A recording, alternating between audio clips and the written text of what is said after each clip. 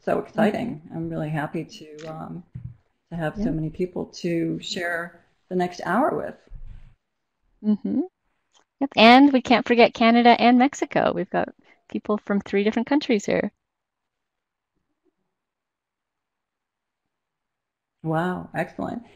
So, so we have Canada, Mexico, and America. I think that there's a lot of people also from Australia, but because it's 3 in the morning there at the moment, people have registered, but they're going to view it later.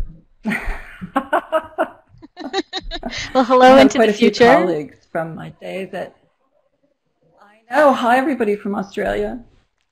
Mm-hmm.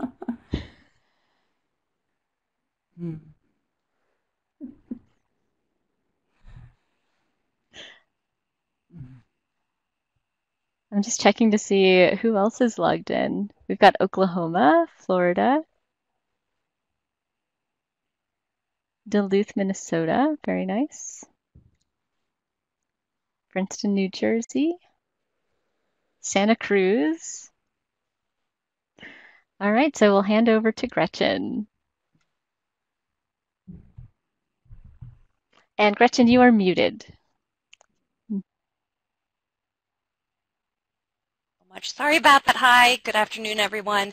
Welcome to today's Columbia School of Social Work webinar, Web-Based Self-Help Therapy and the Clinical Social Worker. My name is Gretchen Knudsen, and I'll be your moderator today. To achieve the optimal experience using Adobe Connect, here are a few tips and tricks. Most browsers with Adobe Connect. However, past users have experienced audio issues. So for a smoother experience, if you're using Google Chrome, please log out, close the Chrome browser, and launch a new browser like Firefox or Internet Explorer and rejoin the webinar. So no matter which browser you're using, please sign in with your full name so we can see you in the room and we know who you are. Here is the chat pod where you can interact with our speakers and each other.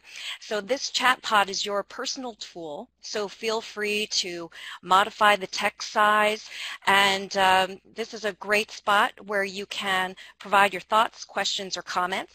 There will also be a Q&A where we'll be taking live questions from the audience. And stick around. At the end of the webinar, one lucky participant will win 8 steps to becoming you.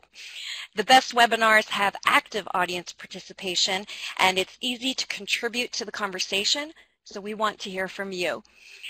In case you'd rather not use the chat pod, well, polls are a good place to start, and we probably have a lot of experienced users with polls because that's probably what you've already done as you were logging in.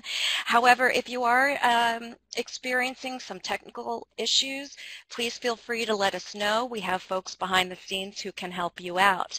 And now let's hear from Mary-Lea Awanohara. She's our Director of Communications. She's also the creator who envisioned and created this webinar series on social work careers. She's going to introduce you to Laurie Marsden, our featured guest, and Laurie is going to tell us about how she has broken new ground using online as a way to deliver mental health services. Mary-Lea, off to you. Thank you, Gretchen, and thank you for being today's moderator. Gretchen works in our Alumni and Development Office. Hi, everyone, and welcome to our very first program in our new series on social work careers. What's a social worker doing? Fill in the blank. Today, I have the pleasure of introducing Laurie Marsden, who is our special guest. Welcome, Laurie. Oh, Laurie, we can't hear you. Are you? How's that? That's great. Okay, we've got Laurie. Okay, thank you for having me, Mary-Lea. Great to see you and hear you. Okay, we started up this career series because there are so many things that you can do with an MSW. I don't have an MSW, and there are many days at my job here as the communications director that I wish I did. I feel a little envious of all the people who do because they can do so many things with that degree. And Laurie here is a prime example. She had a career in the fashion industry, and then she came to Columbia to earn an undergraduate degree, and then she took a graduate social work degree at our school in clinical social work. And since then, she's had her own private practice, and she's developed a therapy program for women called 8 Steps to Becoming You. And then a couple of years ago, she packaged that program to put it on the web, and she was doing all this while being a mother who stays at home with kids and takes care of her children. So there's this flexibility with the MSW that's really, really great. But I think the best way to introduce Laurie is to show the little video we made on the day she walked into our office to tell us about her 8 Steps program. Would that be okay, Laurie, that we screen this video? Absolutely. That sounds great, Mary-Lea. Thank you.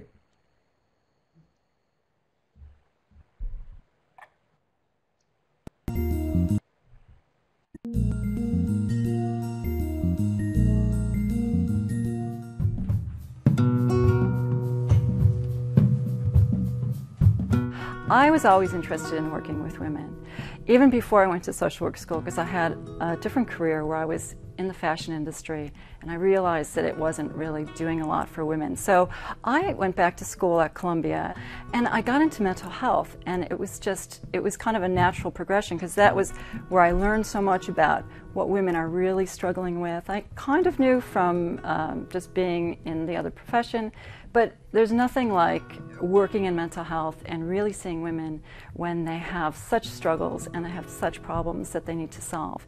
And it was a real honor for me to be able to help them at those moments. My program, the 8 Steps to Becoming You, started really with group work in a very old-fashioned social work way. So, in groups, with women sharing, and slowly I started seeing these same kind of issues were coming up with women. You find out that a woman's lost sense of who she is. She doesn't know what she feels anymore. She's kind of out of touch with her feelings. She can't communicate her needs. She can't draw boundaries in relationships. She's not taking care of her health as much.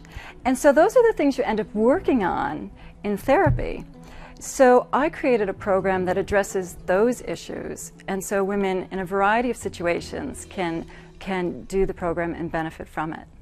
I spent a lot of time in the mental health field in the traditional sense, helping people one at a time.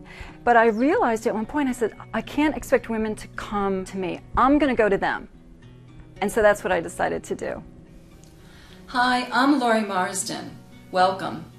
I've created this website for women like you, smart, interesting, vibrant women who juggle lots of duties and roles but don't have a lot of time for themselves. Web-based therapy is taking off. There's been several research studies that show that it is very effective. Some web-based therapy, you just kind of text people, it's done on computer and you write back and forth. Where I have 46 videos and a 95-page workbook. And in the videos, I talk to the women about the different issues and the concepts. And then they can fill out the workbook and they can kind of do that reflection that you would do in a therapy session with someone that you're face-to-face with. And there's also a community board in the program where women can share their stories, and I monitor that as well.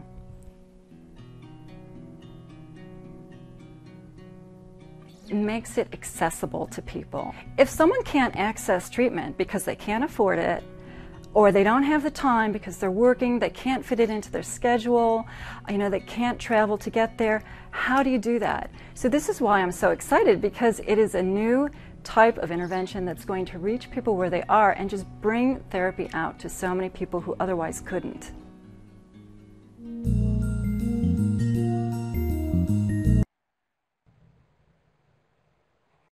That's such a good video, Laurie. Yeah, it really is. Thank you for doing that. That was great. It was lots of fun to do, too. Yeah, and now that I see it again, I have to make a confession. Before I came to work at the School of Social Work, I didn't actually know that social workers and many social workers make a living as therapists. So I wondered, did you go to social work school thinking you would become a therapist? And do social workers make good therapists?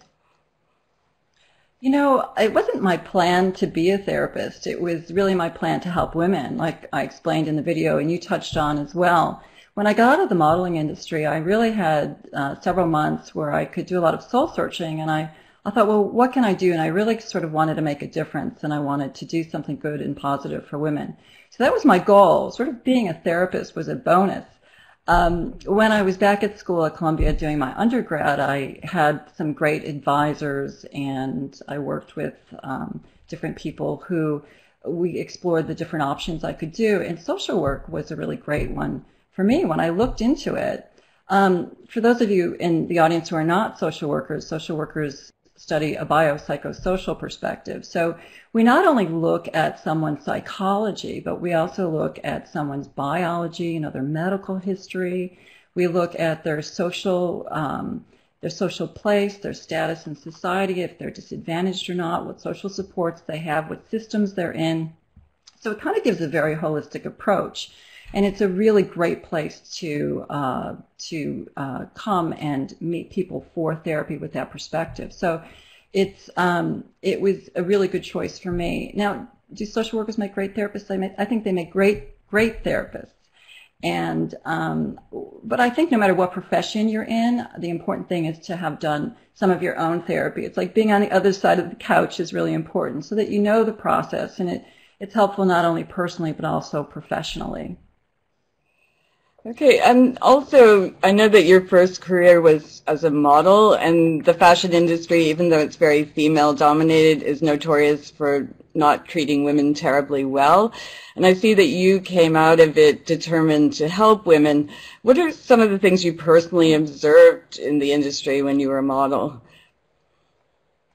Yeah, you know, the fashion industry is kind of an interesting place. In some ways it glorifies women, and in other ways it really, you know, creates these images that make a lot of us feel bad, like who looks like that kind of thing, you know. So, and it's not really great to the people who are in the industry either. There's some glamorous aspects, which I think the media likes to put out there, but there's a lot of criticism in the industry, and it's a very brutal place. And most girls who are starting are teenagers. I mean, I started as a teenager, and you know, for instance, when I met Eileen Ford for the first time, she looked at my portfolio and she kind of handed it back and said, "Your eyes photographed too close together for my taste." So I think I was 16 at the time.